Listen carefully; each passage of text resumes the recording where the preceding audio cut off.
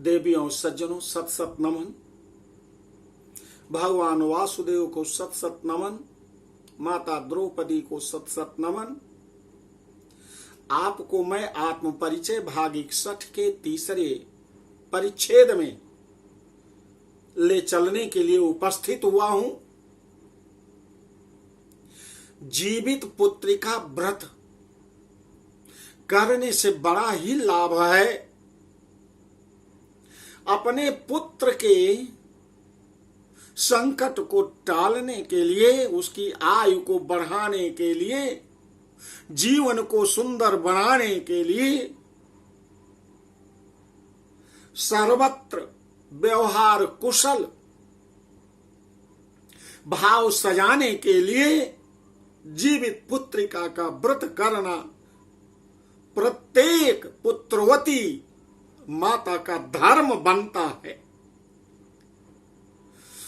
कृष्ण पक्ष क्वार महीने की अष्टमी तिथि को वर्ष में एक बार पितृपक्ष में इस व्रत को करने से पितर बहुत खुश होते हैं।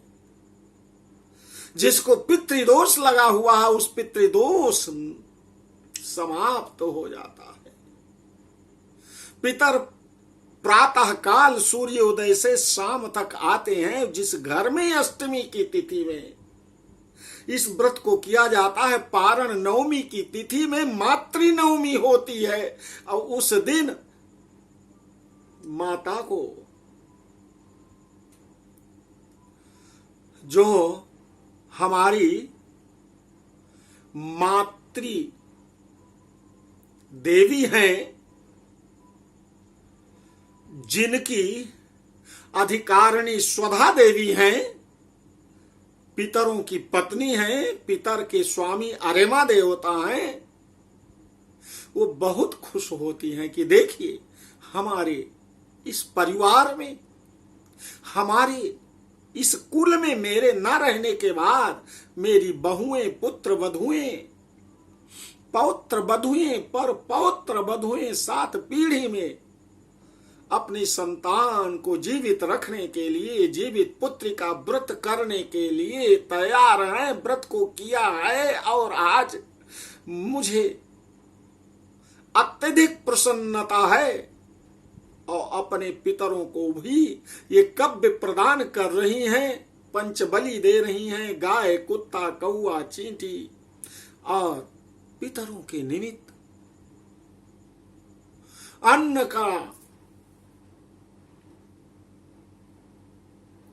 अन्न का दान कर रही हैं। उनका भी आशीर्वाद मिलता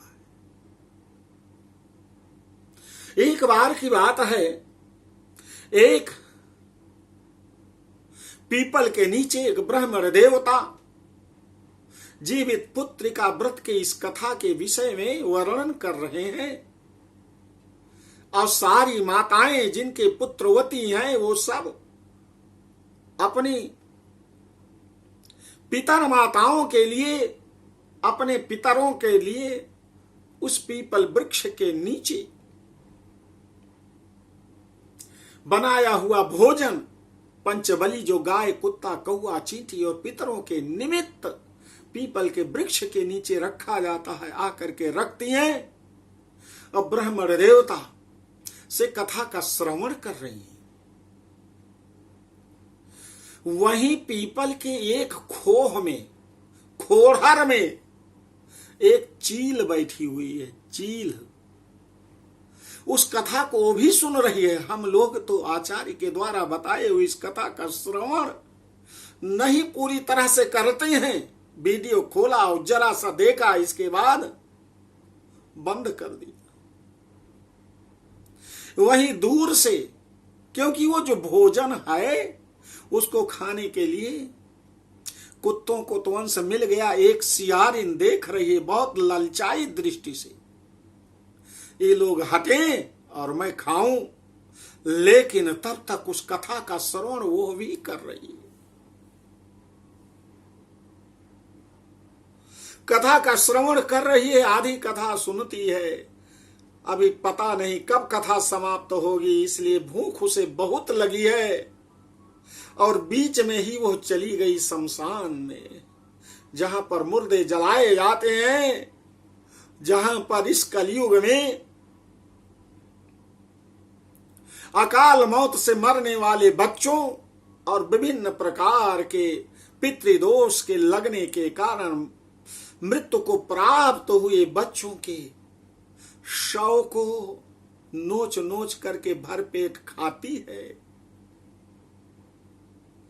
वो चील, लेकिन उसी खोड़न में बैठी हुई उस व्रत को सुनती है। रात्रि हो गई। इसके बाद इस व्रत को करने में पूरी रात्रि, अष्टमी दिन पूरा दिन पूरी रात्रि कुछ नहीं, बहुत ही अच्छे मन से, शीतल मन से इस व्रत को किया जाता है। कुछ यहां तक कि जल का भी परित्याग किया जाता है। रात्रि भर वो चील कुछ नहीं खाती। बड़ी सुंदर कथा चलती रही रात्रि भर, आचार्य जी सुनाते रहे। दूसरे दिन वो चील उड़ती हुई एक गौशाला में गई और 9वीं की तिथि है। पुत्रवती माताओं ने सुबह गाय दो करके और थोड़ा सा दूध जो है एक पात्र में निकाल करके अग्र आसन पितरों के निमित्त वहीं रख दिया है। वो दूध को प्यासी है, पीती है और उसका व्रत पूर्ण हुआ, उसका पारण किया। कुछ दिनों के बाद इस मृत्यु लोक में मृत्यु ही सत्य है और सब झूठा है। मृत्यु से कोई बच नहीं सकता। हम जैसे जैसे मृत्यु के नजदीक जाते हैं वैसे वैसे हम बहुत खुश होते हैं और सोचते हैं कि हम तो इतने दिन के हो गए। उस चील और सियारिन की मृत्यु हो गई। उस व्रत को करने से उनका जीवन अब मनुष्य का मिल गया। दोनों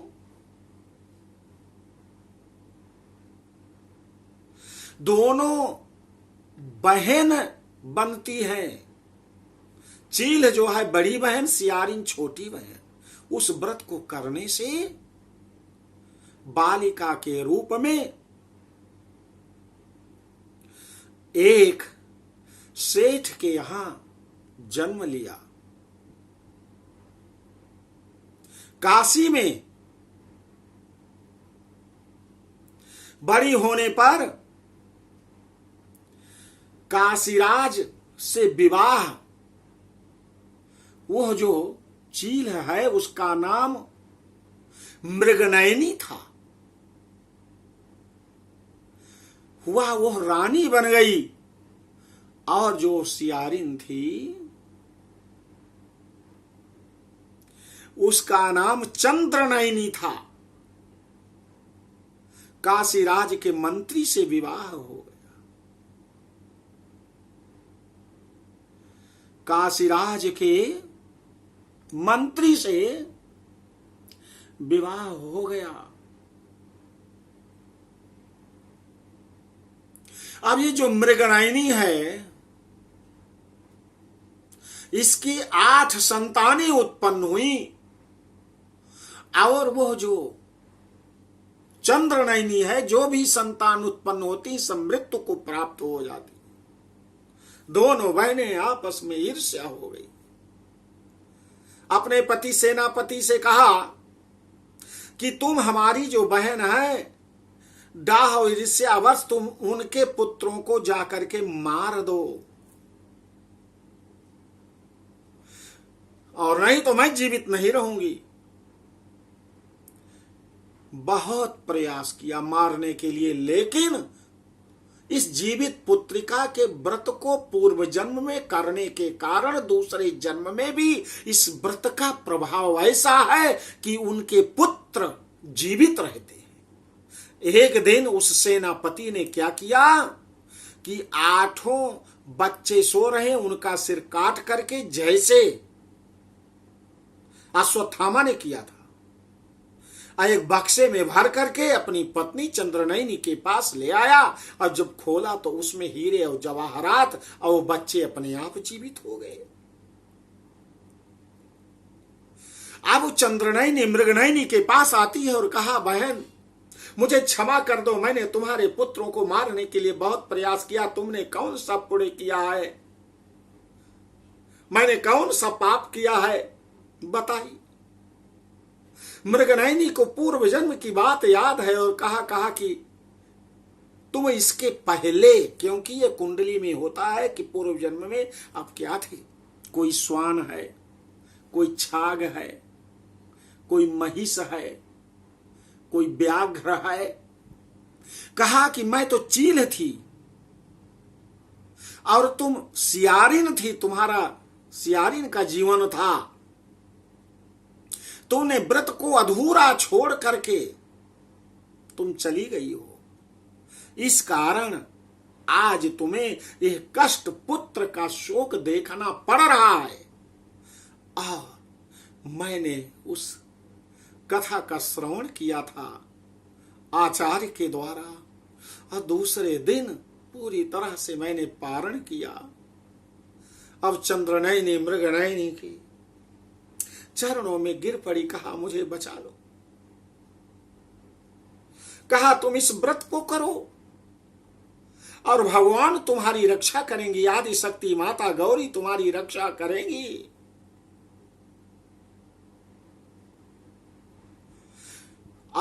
तुम्हारी संतान जीवित होगी। इस व्रत को चंद्रनयनी ने किया, और इस व्रत के प्रभाव से उसे भी 8 पुत्र हुए। इसके बाद उनकी मृत्यु नहीं हुई, वो जीवित रहे। पूरा जितना ब्रह्मा जी ने जीवन दिया है, पूरा जीवन उन्हें जीवित रहने की शक्ति उनकी मां ने, चंद्रनयनी ने इस व्रत के प्रभाव से प्रदान कर दिया। तो आदि शक्ति माता गौरी जो है, बहुत ही उनकी अपूर्व कृपा है। ओम सरसिज नयने, जो सरसिज नयन है उनको ध्यान में करते हुए इस व्रत को